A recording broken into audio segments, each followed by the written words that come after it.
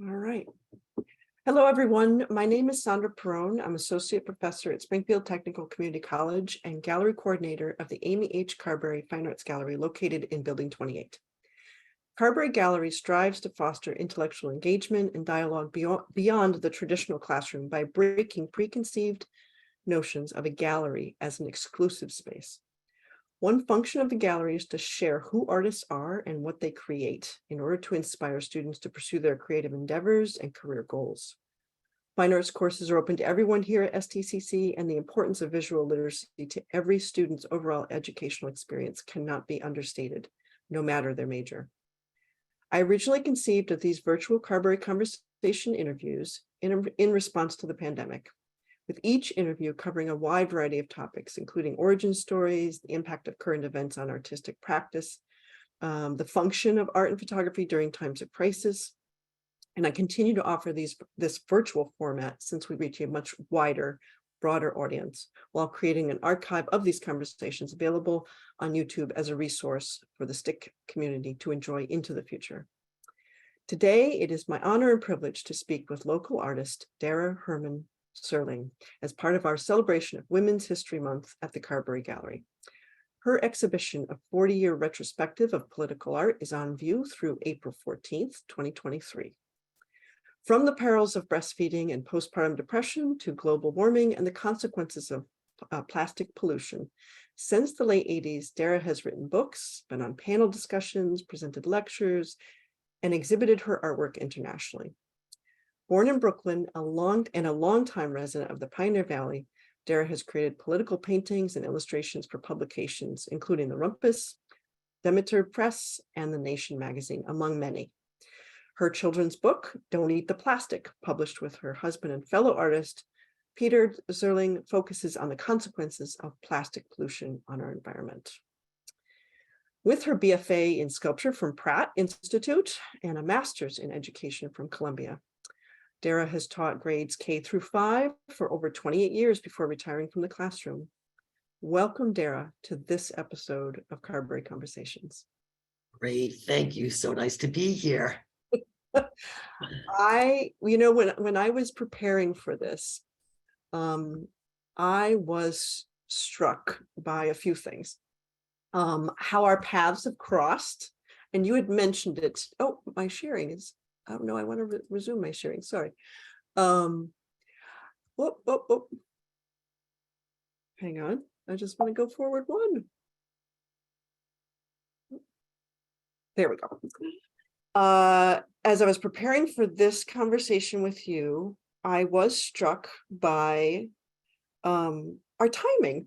You had mentioned it when we had connected in 2020. Or maybe even 2021. But we had met at the Arts Council in Northampton. Yeah. So we have history. We have history.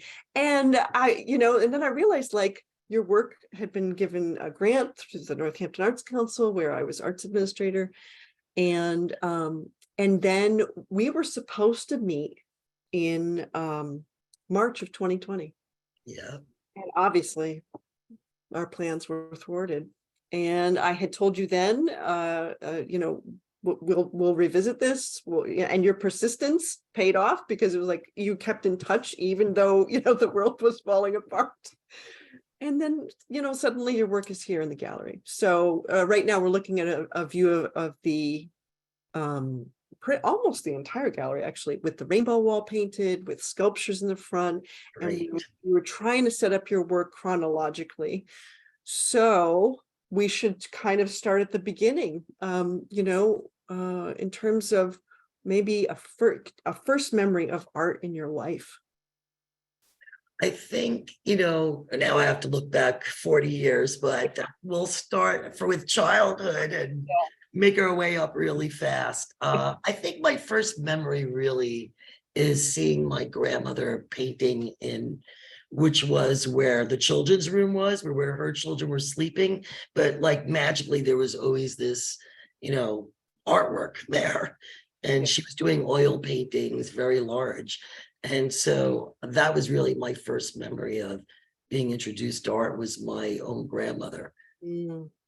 Well, you have shared with me over this period of time, getting ready for this show has been about a year now, that you had relatives come through Ellis Island, Yeah. immigrants coming through Ellis Island, a great grandfather's brother and great uncles who were carvers. Yes, they were. It's funny, like sometimes you wonder like where does your creativity come from? But if you really kind of look hard, you find there is a chain. There's always that one person. On my family, I have it from both sides, so it's both sides. But in particularly the stone carvers came, from Poland, they came from Russia, and they had to have a business, and stone carving, cemetery, tombstones was it. So I spent a lot of time kind of playing in and out of the displays. So that was my playground too. And that was an influence because there were beautiful carvings, that were there, even though they were religious based because of my Jewish background, but they were carved, beautiful lions and, hearts and symbolism. Yeah. So it was definitely an influence for me as well. Also, your grandmother, you've shared, your grandmother was one of the first women. Yeah, Esther Furmansky, one of the first women to be at Cooper Union Art School in New York City. I think they sent her there because they thought she wouldn't land a husband, actually. So then they were training artists, to do things in the world, which is a little different than now. So she was painting lampshades. She was being trained at Cooper Union to paint lampshades as a business. Yeah. That's amazing. It is amazing.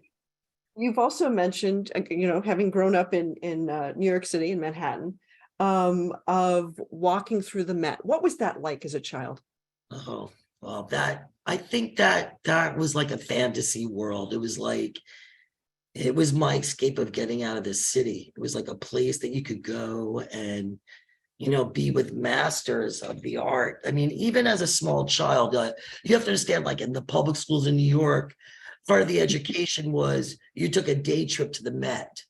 So classrooms and groups of children were always going to the Met. But what I found myself as a young person, because it was free for children, is I just found like after school, I was going there just to get like lost in the sculpture gardens and you felt like you were like in Italy for the day if you went down to look at the master paintings. So the Met was really also a very important influence for me, and still is. It's the minute I go back to New York, that's where I want to go.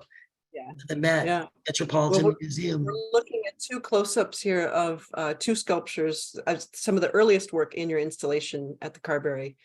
One is a bronze and the other one is what?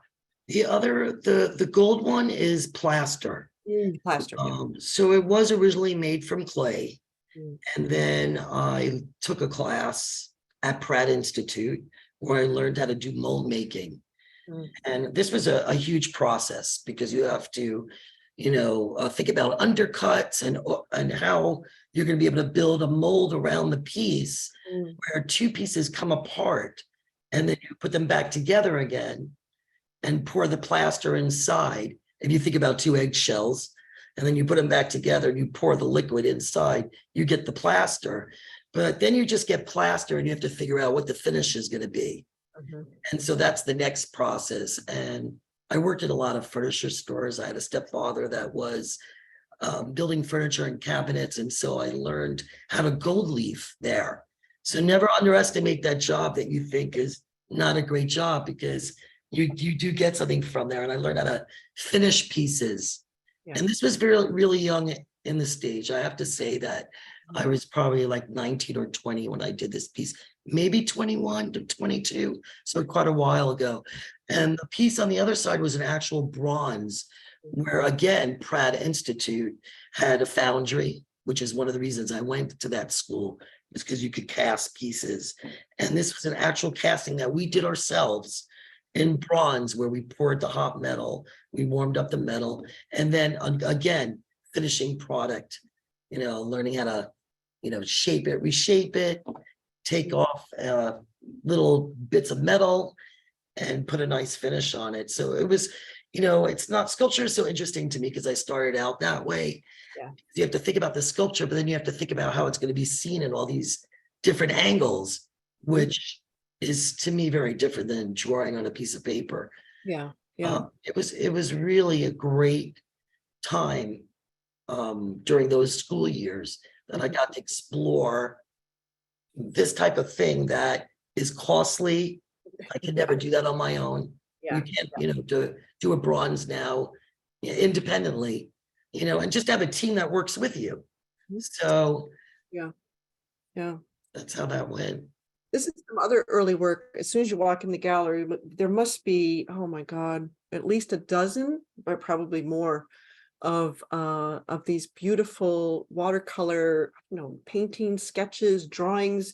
What would you call these? I would call like the top two and the one on the left mostly, like these were definitely drawings for sculptures and paintings for sculptures. So that started out also, fairly early. The ones on the bottom, the smaller ones, where I was starting to think about a little storytelling, like I was leaning towards. I'm putting sculptures there, like the three nymphs. Like I was thinking about stories in Greek mythology and figures. It kind of goes together. Muscle, like the Greek and the goddesses and the three nymphs. And I just was so immersed in sculpture and things like that. It wasn't really so much about the painting at that point. Yeah, I mean, because one of the things that strikes me, I mean, these are all figurative drawings and paintings, right? Some of them are big, some of them are little, but you can definitely clearly tell there's a human body involved, right? And it's just interesting to go from, say, the sculptures, which are very clearly figurative in some way, although slightly abstract, but not really. You see the human body, and then to these. But one of the things that I remember you saying, someone said to you, "Good thing you're a sculptor. You'll never paint." Yeah. That's what I needed to kind of put me on fire, I guess you could say. Teacher, that was a teacher. And that actually was at the Art Institute of Boston. And that teacher was a painter, actually. I told you this story too, that at some time during that same year, her whole studio went on fire. And, karma is a funny little thing. She was putting in a lot of negative energy to students. And I actually, sadly, there were a couple students who actually quit that year. And I pretty much think it was maybe the energy of some of those professors, which was unfortunate. But for me, it just made me think, sure, I can't paint. Watch me. So that was more like, anyone who doesn't like to be told no, is gonna run with that. So, but it could have been really damaging. That could have gone either way. You can't listen to everybody just because they're put in these positions, as we have finding out. Right. Yeah, absolutely. I remember in college, a professor asking us to look to our left and look to our right and think about where we all wanted to be as artists in 10 years or 20 years. Boy. I vividly remember that moment because I was around thinking like, well, of course I'm going to be the artist. Like, but they were trying this again, it was a teacher trying to suggest that like how It few may not work out. How few of us were going to be, right? And similarly to you, I was feeling very determined, like, I'm gonna still be in something creative, right? And it doesn't have to always be what you start with either. The road can ebb and flow, change, right? It changes, like, or at least you. I mean, for me, I hope for that. Yeah. Here's another one, and it's it's so interesting because this is quite small. This is compared to the other pieces. Compared to the other pieces, this is probably only like what, 6 inches by 9 inches. It's pretty much that size. And the reason is for that is for fast turnover. because this is not my story that you're looking at. I was illustrating for 3 or 4 years actually it was 3 years for the Rumpus, which is really a literary magazine and free to anyone who wants to see it. And I just decided like I need some practice as an illustrator. Yeah. Why not, right? I have these ideas. It'd be interesting to read other people's stories and see, can I also do a story for someone else? And I really had a lot of fun with it because it was kind of a break from my political mind at this point. This is also a piece that I probably did in 2019 or 2020. So I'm already way along in my political career or activism. And this was kind of like a few years of doing other people's stories. So this was obviously about motherhood, and different women's bodies and different types of breast and different type of pregnancies. And, there was a whole story to that. Yeah. I mean, that's So what I love that in your work. I know I love that in your work, Dara. I love that you're just very open, very honest with your depictions and unafraid to show and celebrate the human body. There's nothing, there, and the woman's body especially goes through so many changes from, beginning, constantly changing. So does men's bodies, but somehow women's bodies are more out in the public, for some reason, maybe because we have the power to birth. It could be, I'm not sure. I have my theories, but that's another whole interview, right? But when I see your work, I'm not thinking that you objectify women's bodies. I'm really trying to just tell the truth. I mean, in this case, when you're illustrating a story for someone else, you have to be very cautious about how you're painting someone else's story visually. So you have to really pay attention to what they're trying to get through in their story. You can't miss that. Because then you're just doing a painting that is personal. It's you're objectifying their story instead of just trying to put the information out there that came to you through words. So it is challenging, putting together words in a picture. But fun. Well, here's another one. This is very different, and this is much larger. Am I correct? Yes. So the difference in sizes are really like anything that you're seeing small. That were a lot of were maybe illustrations for publications. When you start to see some of my larger works, though the last two aren't, I work small now because I have to get my stuff out because there's so much politics and things to paint. And now I'm just working small because otherwise I'm just missing the event because we're having events every day in our culture that we're living in. So now I'm just like banging them out really quick because otherwise I lose the momentum of working and holding on to the idea. But this series particularly that you're seeing these large paintings, they're my story about womanhood, climate justice, garbage. It's all about pollution in the environment. So you see a female symbolism in the painting and a woman that's kind of spinning around in that. And you're seeing like where our garbage goes, which is the landfills.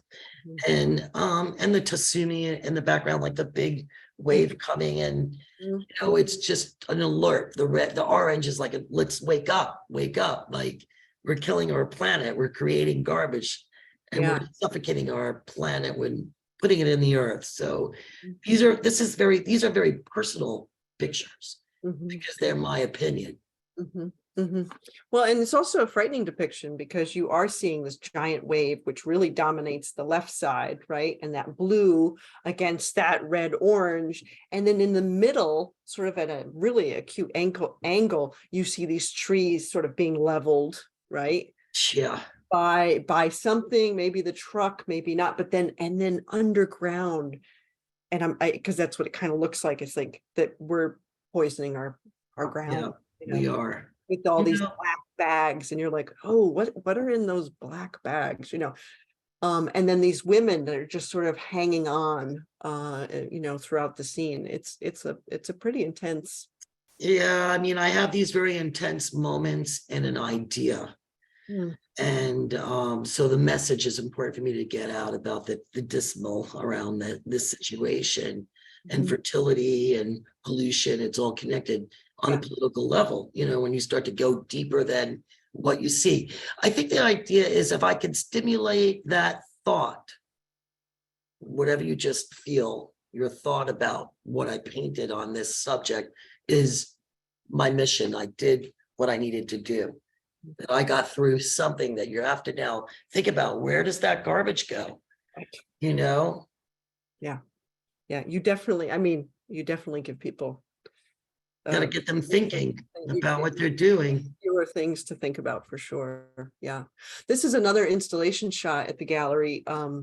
Some of the work is framed, some of it's not. This happens to be one section where we actually have a depiction of you. This is a self-portrait. It's rare. That's very rare too. It's very rare, and then flanked by two smaller works. But I mean, that was one of the tricky things. I remember when meeting with you over summer and going to your studio, and just the amount of work to look at, right? It's a 40-year retrospective. It's a long collection of pieces of your life, they say that's what it is, a retrospective. I mean, it is decades of your life. It was so kind of crazy also as the artist to kind of have the opportunity to lay out so many pieces of work. I mean, I still have some here that I was like, oh, I forgot to bring that piece. I found 5 more painted framed pictures. I was like, oh, that could have fit in with that section of the gallery, but you have to stop. But it also forces you to kind of take a look really of yourself as a whole. And you don't get that opportunity very often to lay out your 40 years of your life. Yeah.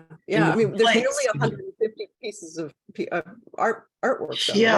That's a lot. It's a lot. I appreciate everybody who helped.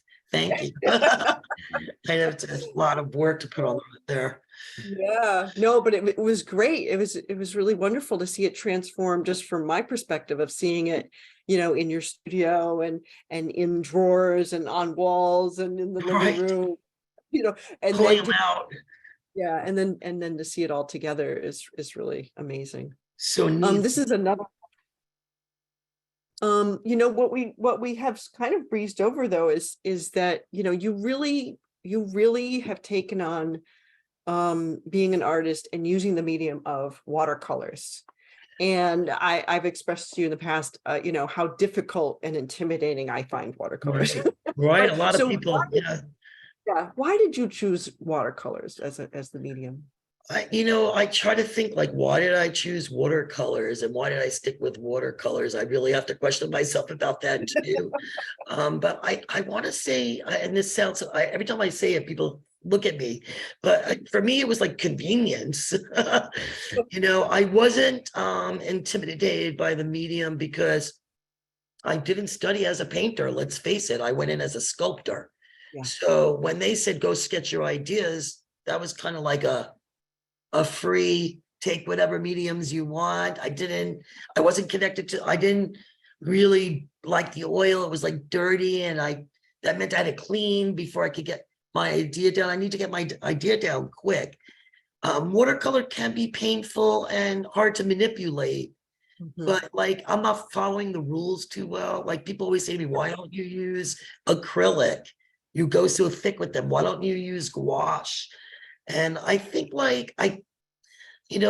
some people have fetishes. I think my fetish is I want to overwork it. I want to, some wood carvers, they want to chisel. I just want to layer. And I think that's really it. I don't, and when I look at other people's watercolors, I go, oh, wow, I could, maybe that's not the way to use these. But in some aspects, I go, oh, let me see. Can I do it like that? Like everybody else wants to see it. And so in my baby New Year's piece, that's my signature piece that you've been showing. I think, well, there I got to accomplish some of what watercolor should traditionally be used. But that's the only reason. Yeah. And I still favor it. Yeah.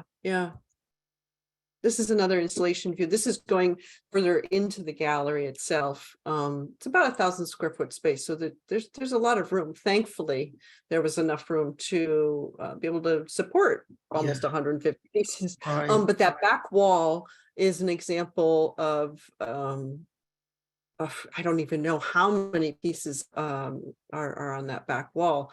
Many. And there's the smaller pieces that you said are quicker and more for illustration of or publication, right?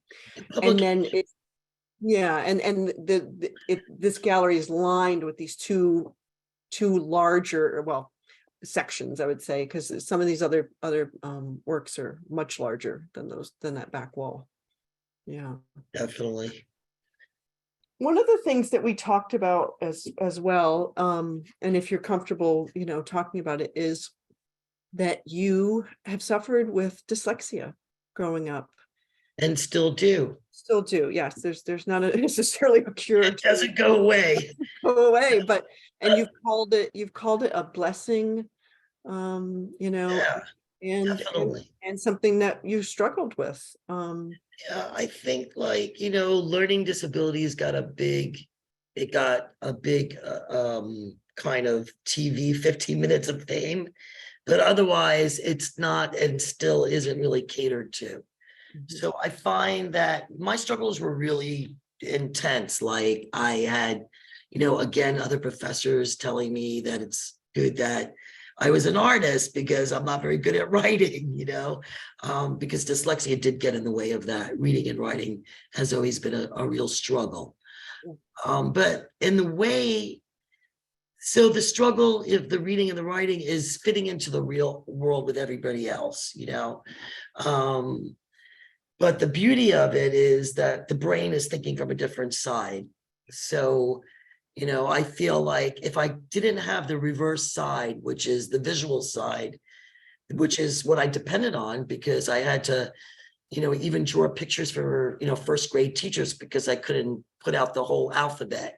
So I'd be like, I'll draw you a pretty picture and then get passed. All right, you could go to second grade, So I think arts has always saved me through the dyslexia, in a world where it wasn't very acceptable at my age, Right. So that got me to think stronger visually, and that just made me better conceptually with my ideas. I just had to force to use the other side of my brain. So I said, then, let's go full-fledged. And yeah. So in that way, it is a blessing in that way.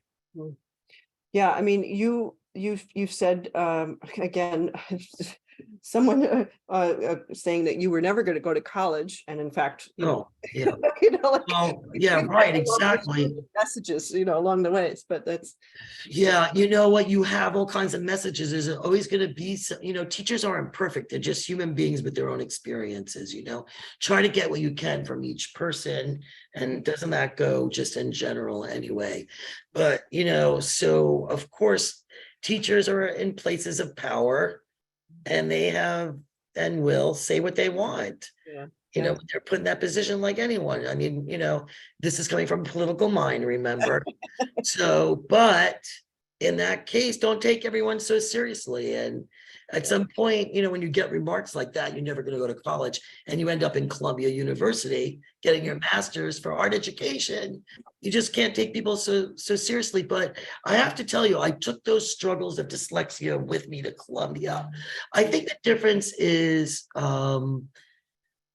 I just decided that they can have their opinion, but I was going to just continue with my goal. And they're going to have to deal with my dyslexia, not me. I mean, you could let me in the program. Here I am. There was a reason. You're going to tell me I'm a terrible writer. You're going to tell me I can't paint, but I'm here. I got here. So since I'm here, and even though, those people might be obstacles, and not all, I have also great teachers who, and great techs, for instance, and other curators who were running the gallery like you, that were inspirations. They were my people because they were like, let me teach you how to do a mold.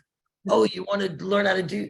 So sometimes it's not always the lecturing professor. Sometimes it's the people who are in the work that are doing those things, and you don't have to be held back just because someone made one remark. I mean, there is psychology behind that. It's like, you could have the day is so perfect. You're having the most perfect day. And then, you meet someone in a store and they're like, bang into you. And they don't say excuse me. And you're like, that ruins you. Yeah. That to ruin the whole beautiful day you had. You go home, you tell your friend, this guy banged into me. He didn't even say, excuse me. And also that beautiful day, that one thing, you allowed it to kind of screw up your whole beautiful day. So, through, many years of being in college career, you have college as like a career because you're building on your career. You have to know that when you go outside in the world, there's going to be people not only in college that might say things to you that might trigger you or not even be true, or just maybe it's not maybe you're taking it wrong, there's just so many ways, so I just decided I'm not taking it like that. Yeah, well, you overcame obviously a lot of negative labels and perhaps labels that were not correct and accurate as well. Thanks. The other the other big thing that happened in your life, besides getting through Columbia and that allowing you to become a art teacher, was the impact of motherhood. Yeah, I mean, motherhood is so underestimated and under-discussed still. And of course, with the political era right now, you feel like it's completely undervalued. So motherhood is going to change your life no matter what. So for me, I always knew that I wanted a child. So I had that kind of in my program that at some point I'm going to have to make room for it. I think what I wasn't expecting was that I was have to make room for it in my artwork. That I wasn't expecting. I just thought I was going to go about, focusing on myself as the function of my artwork and, doing bodies and sculptures. And, it wasn't really political, and the motherhood really made me think about other things that were, so important. Taking care of a new person, being responsible for them brings out things, let's just say that. But for me, it also made me look about how women were treated as mothers, and then what happens to them when they're pregnant. Like you're walking around with this and you're obviously being seen as a pregnant person, how people are treating you, how you're being perceived.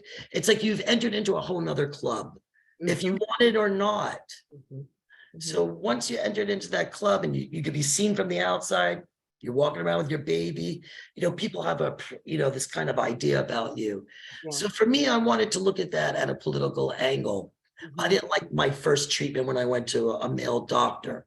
So right away, I was like, oh, so you're planning my pregnancy. Did I sleep with you? Did we make this baby together? I was so outraged by the program they had set up for me. So that was like really right at the beginning of it. Yeah. And I left that doctor who was telling me I'm going to have an epidural, and on this month I was going to have this, and it was ridiculous. And so I decided to go with midwives. And with that freedom of making the decision how I was going to birth, came also the fight for how women are being treated in society. Yeah. And that got also thrown with a lot of labels. It's very interesting. So I had a child almost 21 years ago. Yeah. So, that's 2002. And I had my son when I was 37. And 20 years ago, that was like, they told me I was old. You're old, too old to have a mother. There was just already still that kind of stigma going on in 1998. And, it was, I don't know if it's better now or we're still fighting in the fight, but, that kind of was very clear to me that I needed to take my art in a different direction.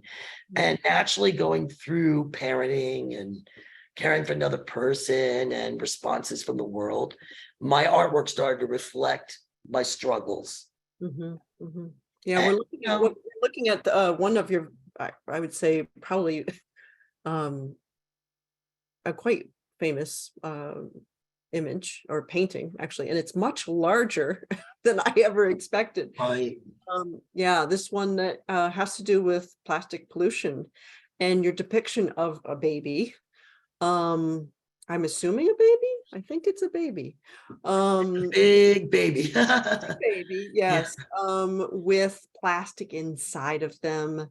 And then, you can see, I mean, but then it like sometimes, Dare, I look at this one, I'm like, is the baby in the womb and the plastic is within all of it, so it can be interpreted in so many different Yeah, ways, right? that's good. Yeah. And the seagull, and I'm like, wait a minute, where am I? Where is Dara taking me?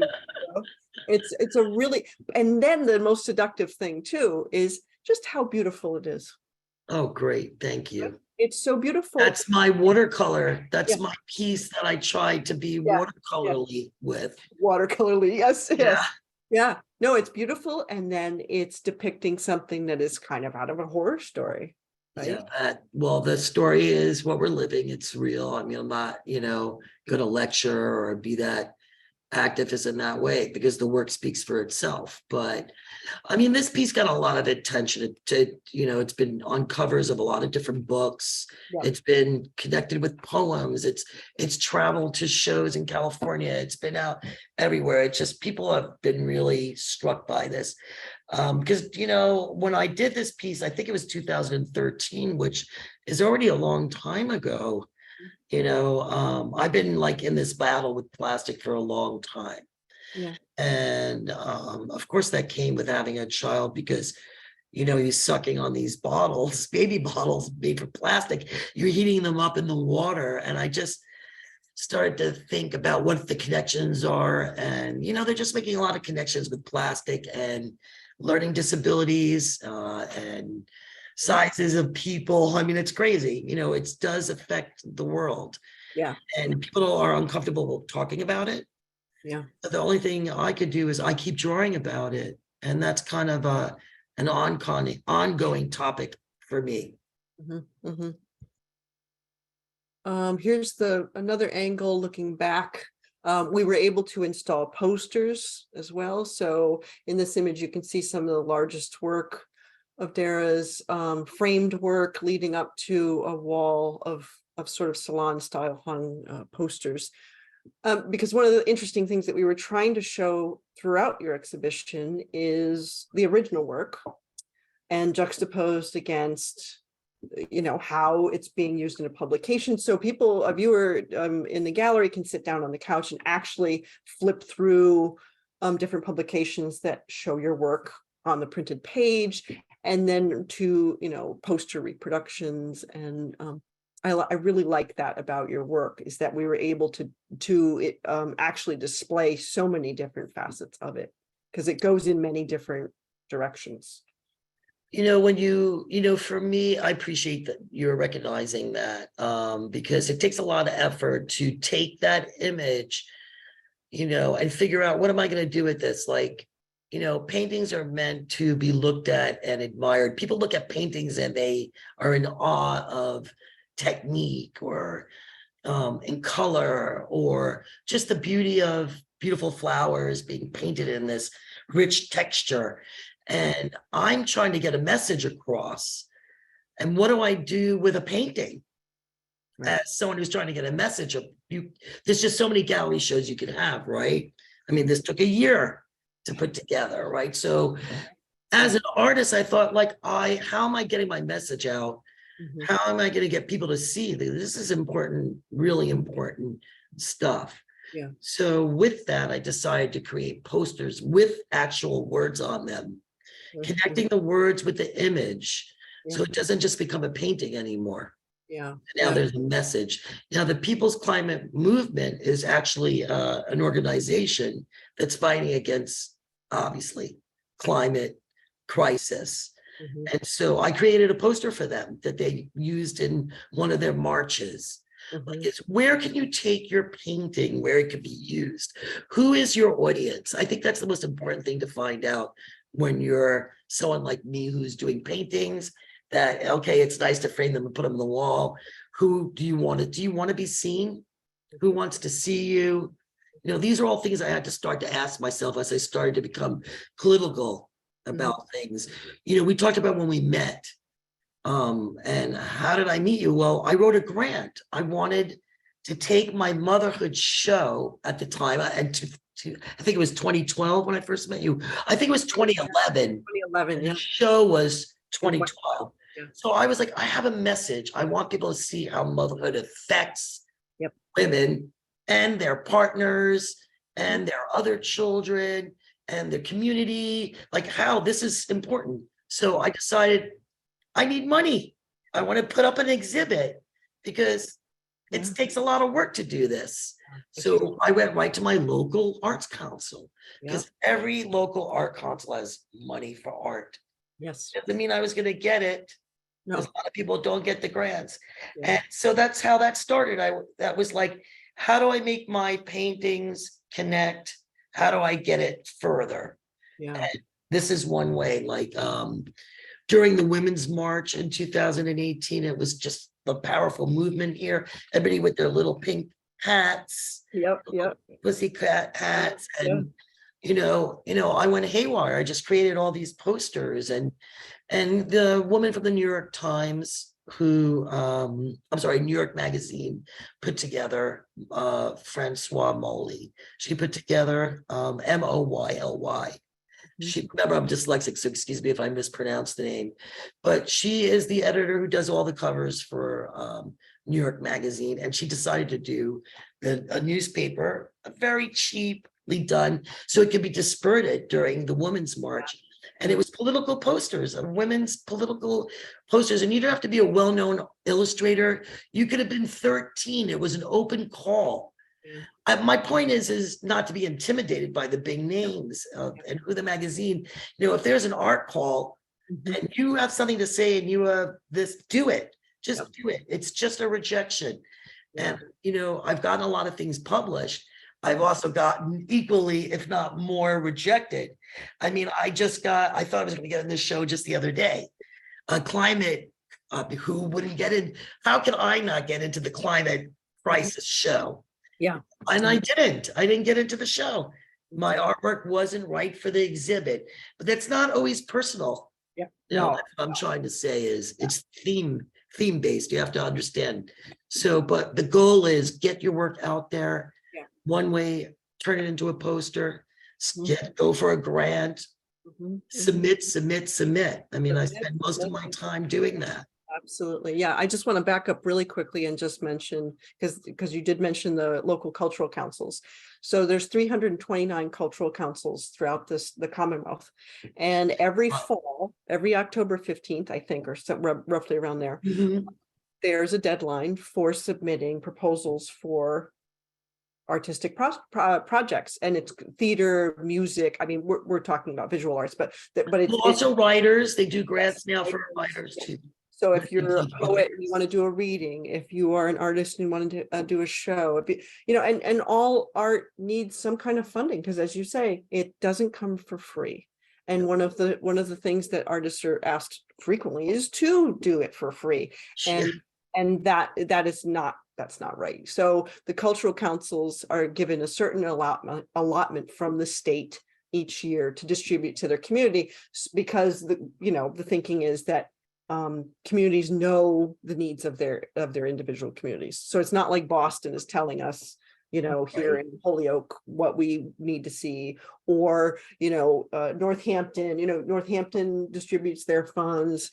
Holyoke distributes theirs. Springfield distributes theirs to the projects that they think their community will benefit from. And you're right, you can get rejections and then you can get acceptance. And so you have just to like be that. And it can be just be prepared for both, Yes, exactly. And take it easy, Yeah. And also, social justice issues come up throughout your work. And obviously this one is a just in the past few years, with the with the murder of George Floyd.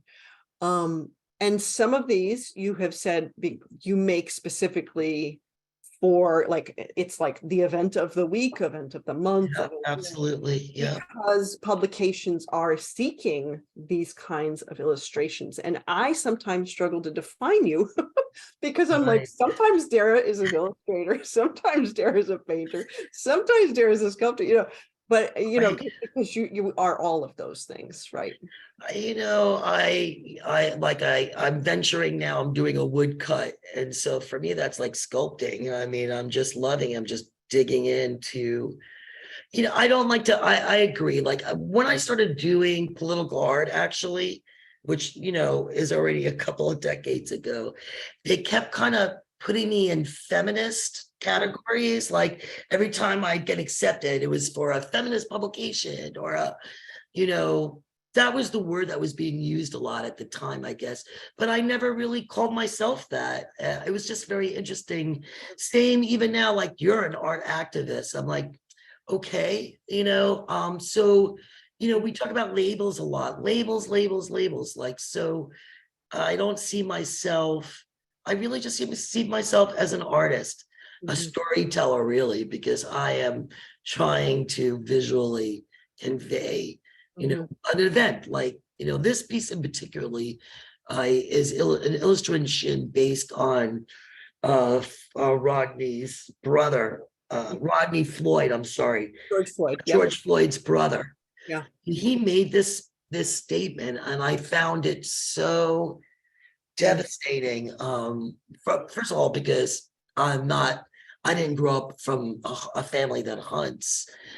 And then I have this image of different political figures, holding lion heads with their guns. And so this was one of those moments that I thought, geez, Yeah. like we're in the endangered species, and that's because we're being killed.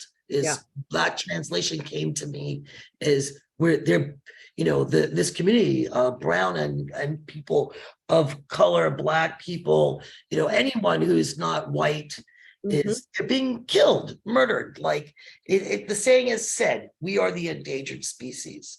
That was his sentiment at that time, and that we need justice. And then I thought, not only poor George Floyd, though his death now is making a difference, though we're still waiting for the John Lewis bill to pass, but it has changed history. Yes. This was just my outcome I was so outraged that he had to feel that. Yeah. And that was my outcome. Yeah. It's very strong. Very, very Thank strong. you. What impact did the pandemic have on your creative output? Well, I did very well during the COVID, of course, because I was just banging out, daily COVID pictures. If you notice, just the last few paintings that you've shown, in the corner of each painting is like a mask on the floor, or even in the other one you just showed, there was like a mask on the side, just to give you an idea of what the time frame is. A lot of these pictures I stopped signing my name too. For some reason, I didn't want my name to be a distraction of the message, Yeah, this one we're looking at is, go ahead, please. You should tell us what are we looking at in this? I mean, this is very simple. It was like New York City got hit the hardest when the pandemic came. Nurses and doctors, and especially nurses, and again, nurses, people that were brown and Black, were put out to basically almost die to help every other person on the planet Earth. They were separated from their children. I mean, this was like a typical morning for a nurse to say hello and goodbye to their child before they had to go to the senior center, or to all the hospitals. And this was kind of my thank you heroes, because those were the people that are doing it. I mean, I wanted to do another one, but I didn't have time. You had to get to the next event. Was just the people that were feeding us.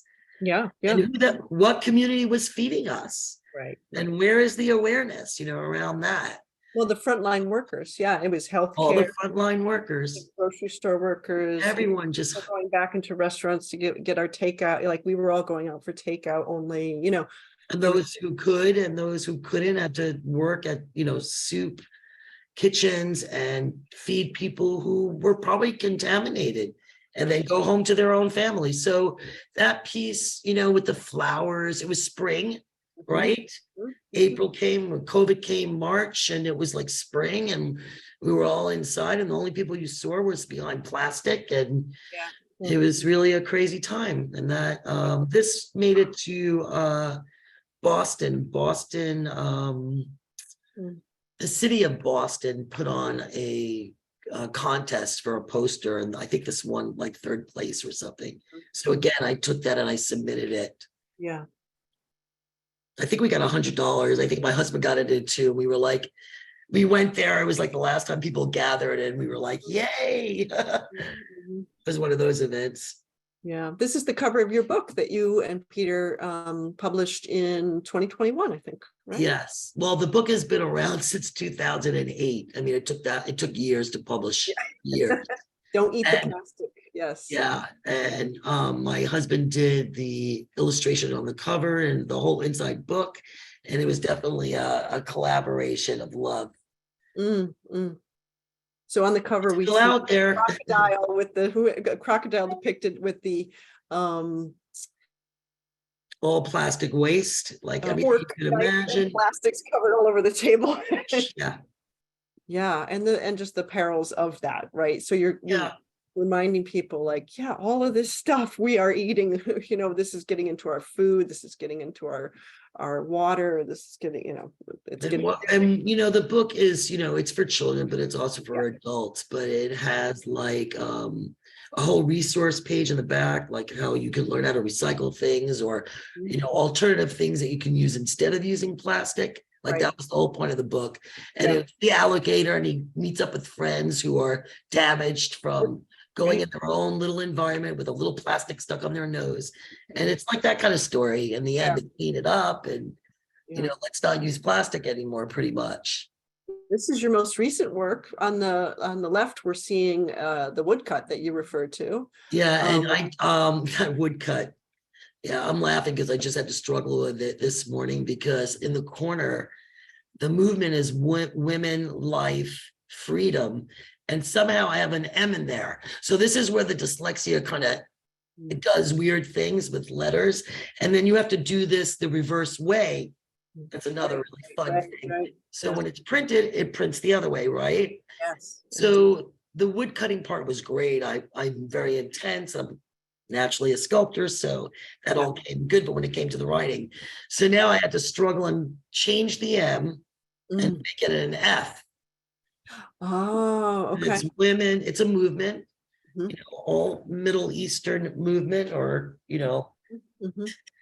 and I put in the wrong letter. I wanted to, it took me like 3 hours to fix it. So and the only reason I realized that is because I look back, because it was, there's a lot of things going on right now in the news, and I went, oh, what's that M doing there? Yeah. There's no M in women, life, freedom. And we should back up though. You were selected to include this as part of Big Ink, right?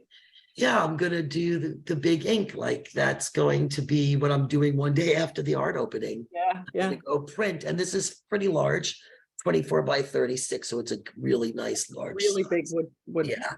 Yeah.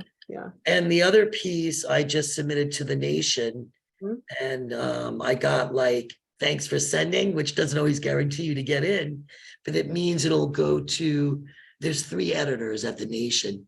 So you not only have to pass the first one, which is, if you pass the first one, you have a chance. Then you have to kind of get past the other 2. And so I'm hoping that maybe this is going to get published, because as everyone knows, and in case you don't, the abortion pill access has been denied in Wyoming. It's the first state to ban it. So women have absolutely no access to any kind of control over their bodies. And this particular company was on the market for 20 years, approved by the FDA. And now they're trying to take it to court to say that it's not working and it's hurting women. That's their excuse to get it off the market, which of course it's not. It's a political movement. So I took the image of the actual box of the pill, Yep. And I put MF, which everybody knows what that stands for. And then I gave her a middle finger where you wouldn't see a middle finger, but that's like the girl on the box that represents the pills. Just kind of made a ha out of it, and a kind of like a resistant piece, like screw you, like give up, you better give up our pills here. That's not for you to decide if we have access to abortion pills. And now if you're a doctor and you submit it, you'll be arrested or fined. So Right. really putting women in just the most horrific, it's like being back in the 50s. Yeah, and you even put in there, hands off my healthcare. And so the message is clear. Message is clear. It's very, very clear, Dara. Well, I'm glad you brought that up because there is a special event coming up. I hope people will be able to make it. We're going to have an in-person reception for you. Yes. So we get to celebrate your 40 years of artwork and 40 more years, I hope. Yeah, me too. Saturday, April 1st from 12:30 to 2:30. At the gallery, which is located on the campus of Springfield Technical Community College. The easiest way to get to the art building, which is building 28, is to use the Pearl Street entrance.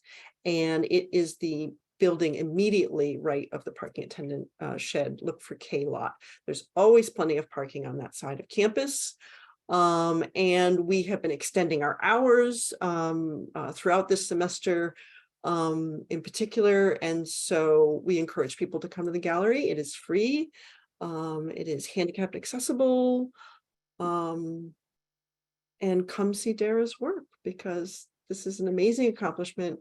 I want to thank you again for all of your willingness to share. And in your incredible journey, in your life story, in your life struggles. And yeah, I can't thank you enough. This has been an amazing opportunity. And I'm just really, really happy to have a very small role in sharing it with you. Sondra, thank you so much. I would say a huge role, because this is just the most wonderful opportunity to have. Yeah. And the gallery is beautiful, really well done. So I really look forward to seeing everyone there. Excellent. Thank you for today. Thank you so much, Dara. Thanks, everybody. Thanks, everyone. Bye-bye. Bye.